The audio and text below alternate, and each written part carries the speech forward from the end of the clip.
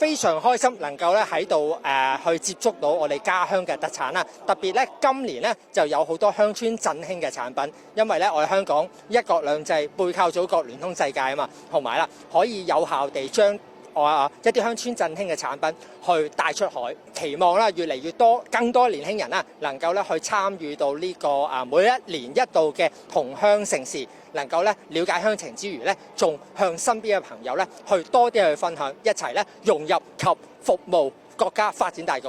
今日咧見到呢度非常之熱鬧啦，咁家鄉市集咧其實即係已經成為咗我哋香港嘅一個標誌嘅品牌啦。係啦，我哋咧每年都非常之期待嚟呢度啦，所以咧第一日開咧已經非常之踴躍，好多嘅市民咧嚟到呢度去搜羅咧我哋祖國各式各樣各地嘅特產啦。我自己都有好多豐富嘅戰利品啦，有啲羊肚菇啊，有一啲茶具啊，又飲咗我哋青島嘅啤酒啊，咁我哋咧可以喺香港就可以足不出戶